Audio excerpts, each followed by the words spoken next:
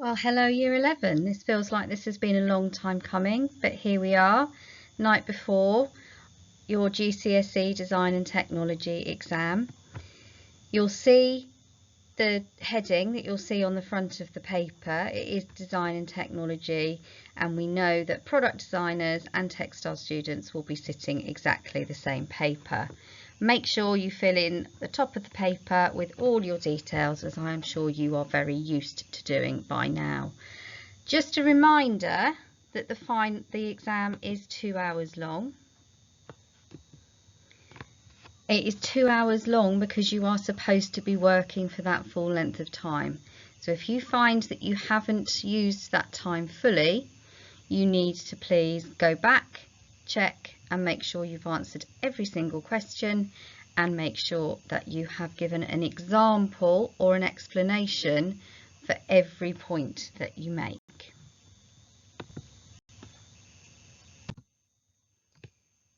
Just a reminder that you need to make sure you've got a calculator and a protractor in the exam so that you can be successful with the maths questions. The protractor might be used for measuring angles. Equally, in the past it's been used to draw pie charts, and the calculator will be used several times during the paper. Everything else, same rules as every other exam. You're writing in black pen and you should only be using pencils for drawing. There's 3 sections to the exam paper, spread over 100 marks. 20 marks are for section A, that's your multiple plot choice section. 30 marks for section B, which is where you talk specifically about textiles, and section C is worth 50 marks. That adds up to about 100 marks per minute, which fills up the time beautifully. Sorry, 1 mark per minute, which fills up the time beautifully. So having filled in all the details on the front page with your name, candidate number and signature, you should read the information on the front page just to settle yourselves into the exam. Then when you turn over onto the first inside page, you will see the beginning of section A. It reminds you that this is about core technical principles. Core technical principles means it's the core information that affects all product designers, whether they're working in plastic, metal, wood or fabric. So the questions in this section could be about any element of the course, but we know they're multiple choice, so we know it's only going to be a very tiny amount of knowledge that you need to know about each topic. Some of the questions you'll be able to work out by a process of elimination, and some of them are real life scenarios, so think about your knowledge from other subjects and what it's like just to use products in the real world. You have to answer every single question. If you're not confident, then go back and check the ones that you're less confident with at the end. There's a reminder about how to fill in and answer these questions with the diagram at the top of section A. So we're colouring in each lozenge in black pen when we think it's the right answer. It must be coloured in black pen. If you use pencil, it might not show up when they scan the papers in at AQA. If you make a mistake or change your mind, you simply put a neat cross through the lozenge or the answer that you got wrong, and then correct it with one final blob. So every single question you're going to have a go at. That is the best way of being successful. I'm going to let you flick through the next set of slides independently. I'm not going to talk over them. Each of the slides details the basic information for lots of topics that might crop up in this section. So you can flick through the ones that you're confident with and then pause for longer if there's areas that you are less confident with.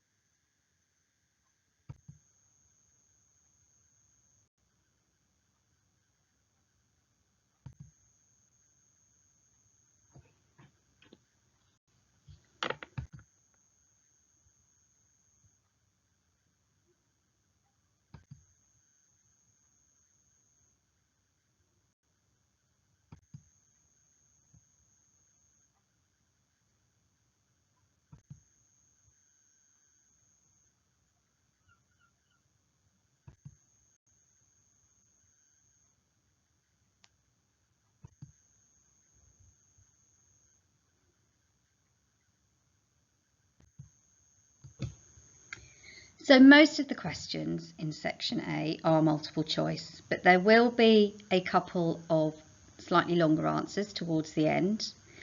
They should allow you to discuss topics that you're confident with. So in this example from last year's paper, they're asking you to suggest one specific modern material. Product designers and textile students will answer that in different ways. So you choose one that you're confident with discussing. Kevlar is always a really safe option to talk about in textiles, and explain how the modern material improves the function of the product. So how does a material make that product work better? Well, as an example, Kevlar makes bulletproof vests work better because it's a very, very lightweight fibre, but it is as strong as steel.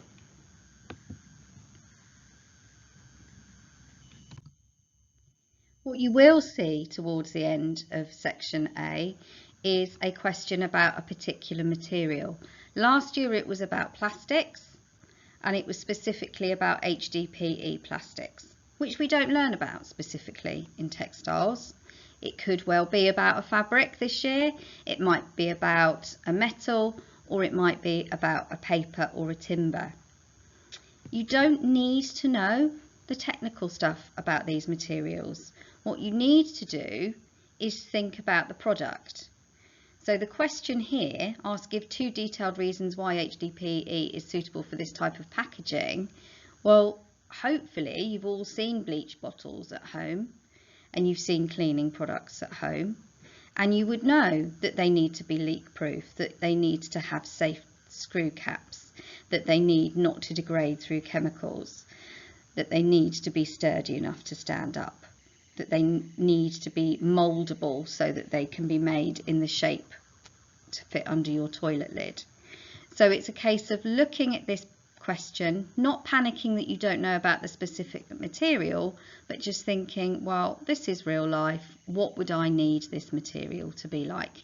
And that usually is the style of question that heads up the end of section A. Section B is where you can really be confident and talk about textiles knowledge. It's called Specialist Technical Principles. You are textiles specialists. You need to answer all the questions in this section. The answers will start to become longer, which means you need to make a point and then give evidence or an explanation to back it up. Try and see each 2 marks as a point and then evidence or explanation. Section B usually includes a question about where fibres come from, or where the beginnings of products come from. It could be that they ask about wood from the product designers, or a particular type of plastic or paper or metal, but there will always be a textiles solution. The most recent papers have allowed you to discuss the sources and origins of a fibre of your choice. So that means if you remember how wool is taken from a sheep and then cleaned and processed to become a wool yarn, best you'd answer in the terms of wool. If you remember silk better, silk is often a very well remembered one because of the plight of the silkworm, then you could discuss silk. If you remember cotton making better or polymer processing better, we did that quite recently for instance, then you would discuss those. Sources and origins is about where that fibre begins and how it becomes a workable form. And before a fibre can be workable, it has to be made into a yarn, which means it needs to be collected, cleaned and spun into a yarn. Read the question very carefully, because in the past they have been very specific and said you need to discuss wool, for instance, but like I say, more recently students have had the choice to talk about the fibre that they remember the most.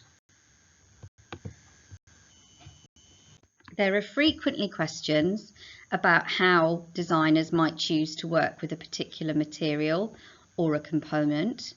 So think about the experiences that you know about. How did you choose which fabric to use for your final product? Is it that it needed to be stretchy, or that you needed to be able to dye it, or that you needed it to be strong? Those are decisions based on the properties of the materials. But you might also make decisions about what is available. So we might ideally want to work with silk, pure silk fabric, because it's soft and it's got a luster. But the availability of pure silk is quite difficult to come by in our local area. We don't have very smart fabric shops, but also the cost might affect what we choose. Same way with components. We can only buy things that are available and that are affordable. So there's often a question about how we choose materials based on different factors. That question is always related to stock forms. So a stock form is how we get that material. Fabric we often buy on a roll if we want a large quantity, but we might also buy half a metre or a certain length of metres from a roll. We might buy something called a fat quarter, which is half the width of a roll and a 25 centimetre length. So fabrics come on a roll, but we can decide how much of that roll we buy. If we're buying yarn, it might come in a hank. That's that kind of squiggly one that's twisted together. It might come in a ball, which is where we would most commonly buy our yarn from local yarn shops. Or if we were using a lot of yarn, we'd buy it on a cone. Components, you need to know the names of lots of textiles components. That should be simple. A component is anything that we add on. It could also be like a decorative patch or something that we add on. Sometimes there's questions about the quantity that we need. We had a go at the zip question and how many zips would be needed for sports bags a couple of lessons ago. And sometimes it's simply about how we make choices about what component we want to use. There is often a question about cutting out. And when the design technology paper phrases questions about cutting out, it doesn't often use that phrase.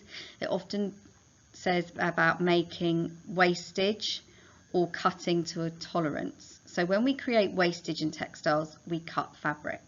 When we cut to a tolerance, we cut fabric accurately using a paper pattern.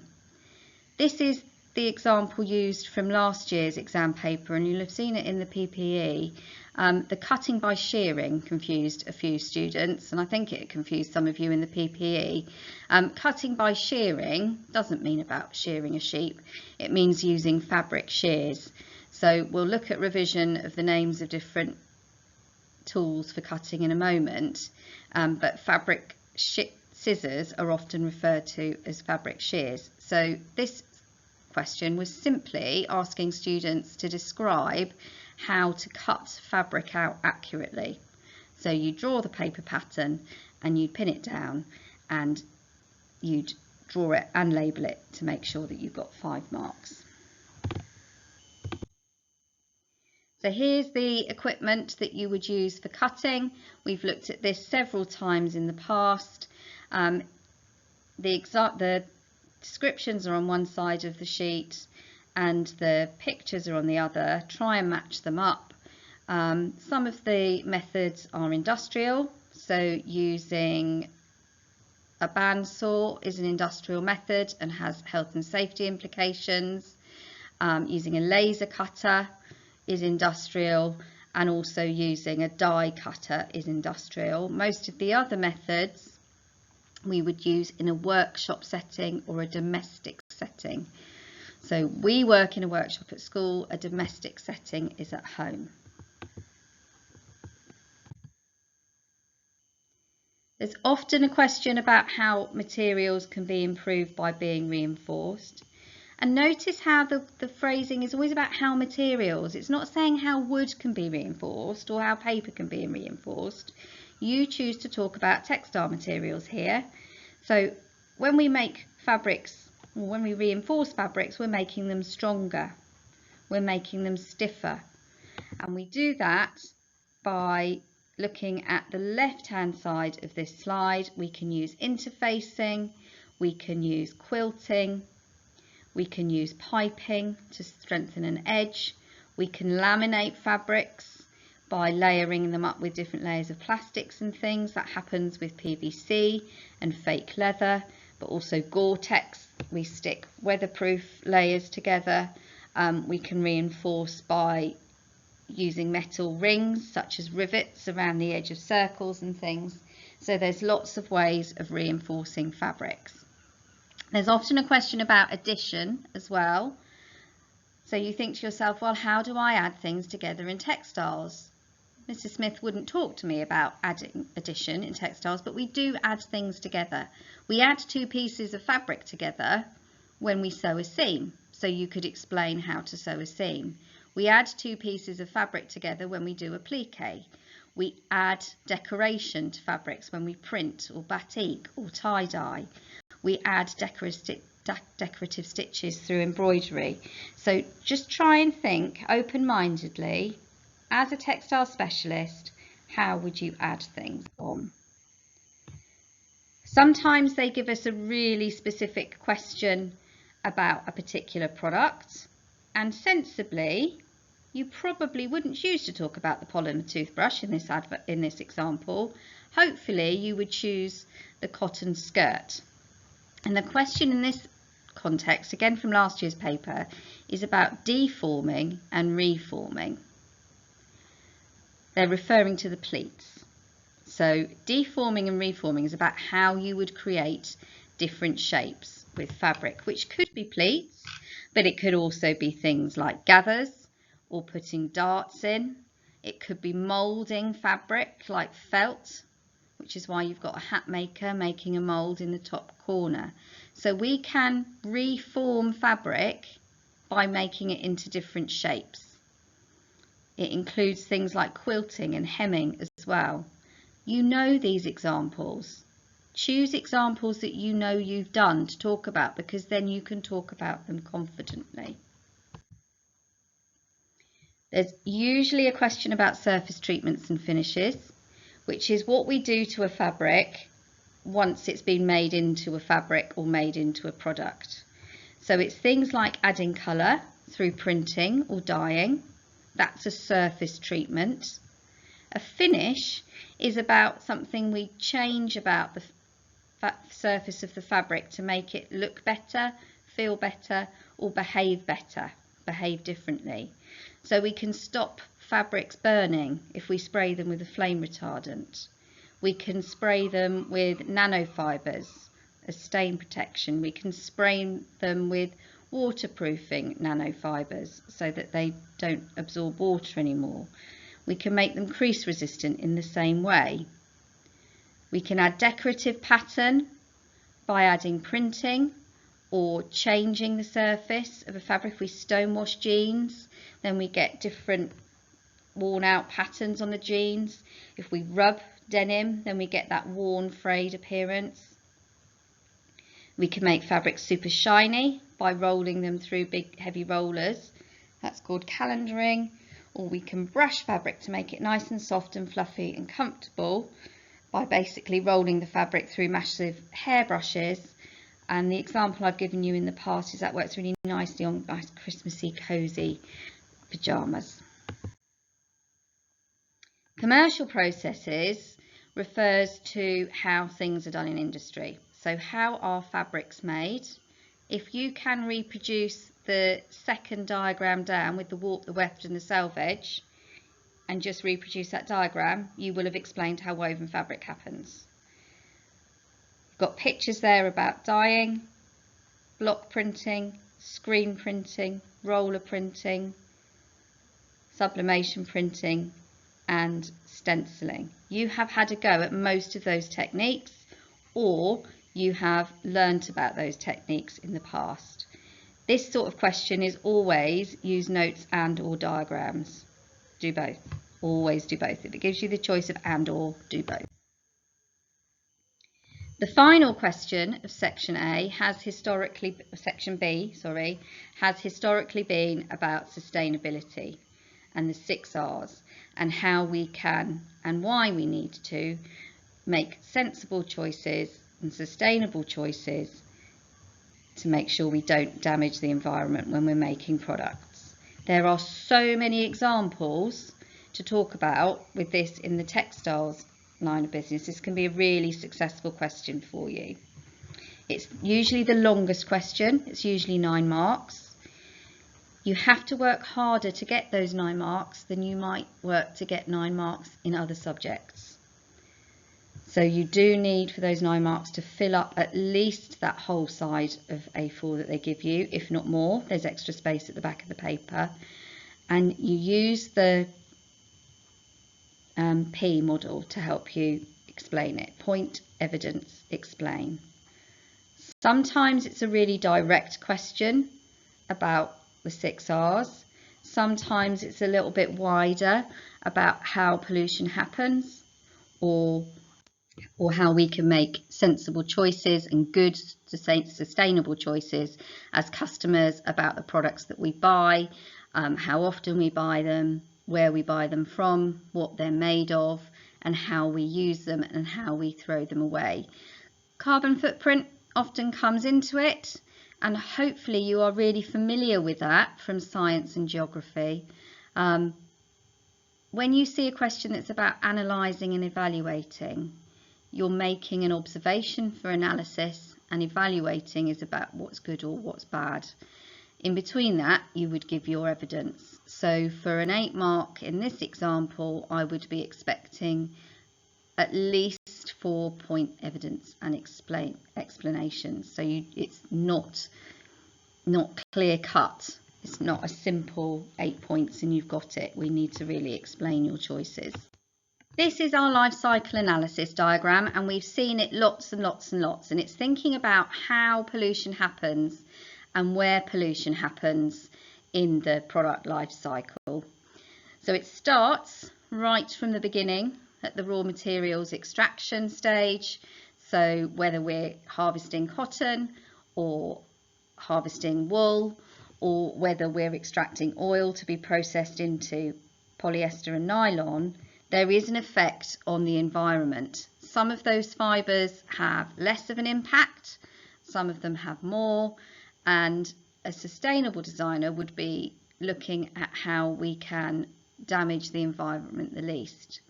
So where the materials come from affects the environment. How they're processed affects the environment. So how many chemicals are used to clean the wool? How many chemicals are used to dye the fabrics? In manufacturing, of course, we've got all the technology in the factories needs powering by electricity, so that causes pollution in very simple terms, and so does assembly, joining the products together. Using our textiles products really affects the environment and gives us lots to talk about. There was a question a few years ago that talked very specifically about manufacture, use and disposal. And if we're using a textiles product, we normally have to clean it and dry it and iron it. So that gives us lots of things to talk about. And at the end of a product's life, we're looking at whether we throw it away. If we throw it away, does it go into landfill? Can it biodegrade? Or can it be recycled? Or could we pass it down to somebody else? So all of these stages of the product life cycle can affect the environment and do affect the environment. So we need to be making sensible choices about how we can reduce the impact. In between each stage, of course, we get transportation, and that creates pollution as well. So in between every stage of processing, materials need to be transported from one place to another. In some cases, they're transported from one side of the world to another. In some cases, like a lot of trainer production, for instance, part of the shoe will be made in Japan, part of it will be made in China, part of it will be made in America, and then everything's got to be transferred to an assembly point somewhere different. So it's not even necessarily that whole products are made in particular countries. Sometimes it's just part of products. So transportation, whether it's through air or sea or lorry, causes a lot of pollution, as we know.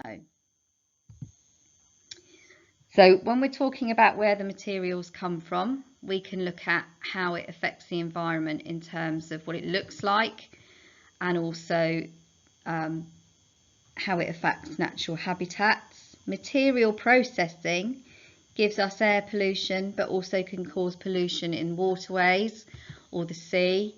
And when we start manufacturing, that's when we start getting waste. So how do we deal with that waste? Could we gather up all the offcuts off a factory floor and use those offcuts to make new fabrics, or do we just gather them up and throw them away? Here's our images to remind us about how we use textile products. So washing them uses a lot of power to power the washing machine. We've got the detergent and the plastics involved in that. That then pollutes the sea, and of course it uses a lot of water. Tumble drying uses a lot of electricity and therefore power, and then ironing as well. So how can we minimise the effect that using our product has? Maybe we go for quick dry products. Maybe we go for non-iron products. Maybe we care less about whether our products are creased or not. And then end of life. Piles and piles of clothes here that go into landfill. Think about the fibres that do biodegrade.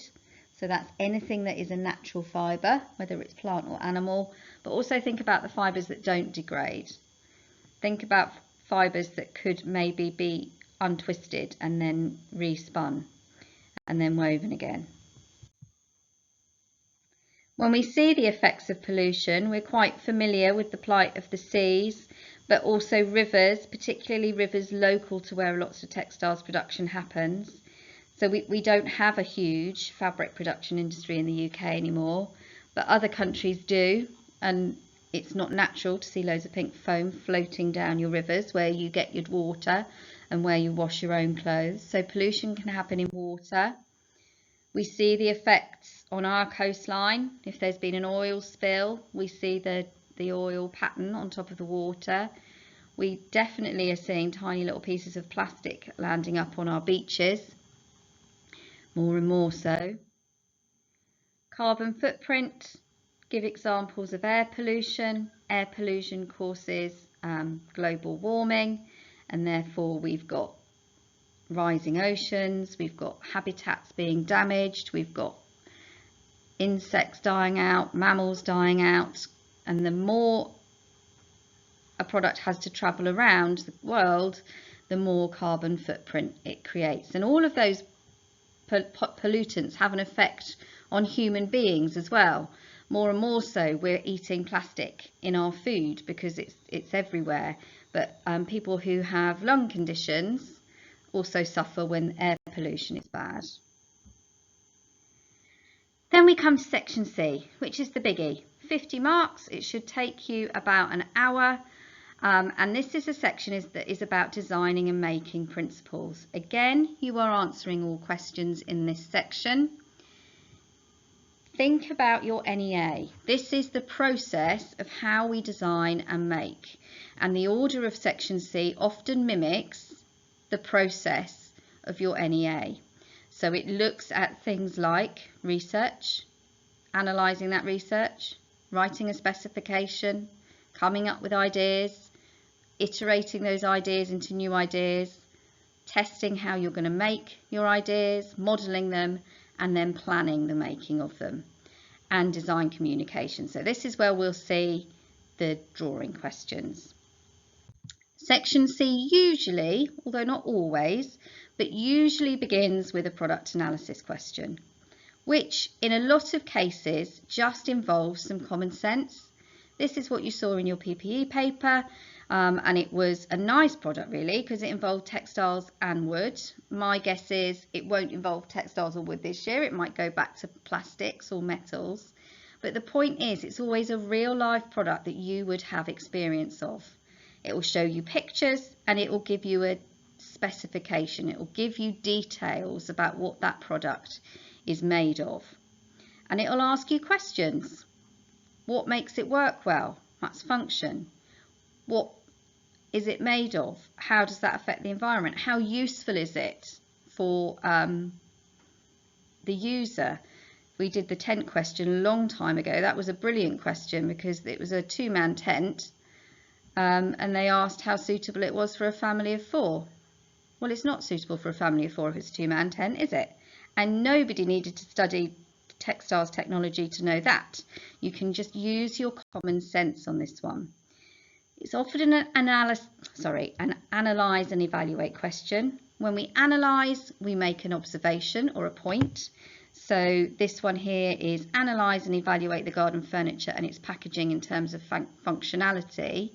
Well, we know that it's made of a cotton fabric, so that functions well. That functions well at, sorry, that's it, an interruption. I'm going to have to reconvene. That functions well at keeping the sun off, but it doesn't function well at keeping the rain off. So that's sort of functional, but not completely functional. So functional is how well it works. One of the examples you'll have seen in the past is this one about hoovers and how a hoover has changed over time and how innovation, good ideas have made hoovers develop over time. We saw a similar question about kettles and irons as well. Innovation is about the good ideas that people have to make products work easier. So initial suction bag vacuum cleaner was heavy, didn't maneuver very well. So people over time thought, oh, a hoover that you don't actually have to use at all yourself, a robot will do it for you, is better. Iteration is how a product changes over time. So if it was a huge leap for somebody to initially say, oh, I need a product that's going to hoover up electronically, when the first hoovers would have been developed without electricity. They'd have just been carpet cleaners. So iteration is how products change gradually over time. You used iteration in your NEA because you did initial ideas, then you did developed ideas, and then you moved on to your final idea. That's iteration. It's about working out what's good, what's bad, and what can be better. You need to look at the work of others. That question didn't crop up last year, so my hint would be that it will this year. We've looked at Mary Quant in the past, so you might choose her. You could look at other designers as well, and the previous slide gives you a choice of the designers you can choose. It has to be one of the designers they say, but we've looked at Mary Quant. We've also looked at Vivienne Westwood, and both of those ladies are quite topical this year because they've both passed away. So Westwood, you can look at the punk side, but you can also look at how she used historical costume and paintings to inspire her ideas, whether she actually applied those paintings to the work. She looked at the idea of using underwear as outerwear. She made tartan sort of fashionable. Here we are as underwear as outerwear again. And she also used historical styles in a more modern way. So the idea of the big bustly Edwardian skirt, she modernised a little bit. Sometimes they ask questions about why we look at the work of other designers. And that's all about generating our own ideas. And you can explain, hopefully, and give examples of why looking at a designer helps you to design new products. And there's an example of the mark scheme there and what you might say. Or it might ask you to name one designer. They won't ask you specifically about a designer because there's so many that you could have studied. So you will have a choice about the designer that you choose. So we've looked at Quant and Westwood. We also looked at William Morris many years ago in Year 9, and I know he's stuck in some of your minds. So it's thinking about what those designers did, why they did it, when they did it is important. You also need to know about different design companies. So you did some really good research and recall about, who was it? It was Under Armour and Primark and Gap in the past. So they may well ask you about a design company. And they'll also ask why we need to evaluate when we develop prototypes. So that's about how we judge our ideas against other things. The design question is a certainty. So it could be any of the design drawing styles. It's unlikely, unfortunately, to be freehand sketching, but if you talk about fashion drawing, that's a freehand sketch. It could be about isometric drawing. However, last year's question was the exploded pencil sharpener, if you remember. So I don't think it will be isometric or crating, but it could be. Could be perspective drawing. So there's 1 point perspective where everything vanishes to a single point. It could be 2 point perspective. Although that was quite recent, the birdhouse project you did, or drawing you did, that was a 2 point perspective drawing. So I'm not convinced that will come up. The gap that there has been for a couple of years is the idea of orthographic drawing, where they give you the top, the side and the front views. Top view is sometimes called the plan view, of course. So you can do your own research into that. We've done many questions about that in the past. We know there's going to be maths questions. It's okay to draw all over these maths questions. Sometimes the options are to calculate, or just they would do it, accept you drawing on them to work out proportions and things. So read them. They're often worth several marks, so don't just ignore them. Even if you just write down what you know, that's sometimes. Okay, year 11, that is it. The end of Textiles Technology GCSE. So lots of you have given yourself a really good head start with the NEA. Doing as well as you can in the exam is really important because that builds up the NEA.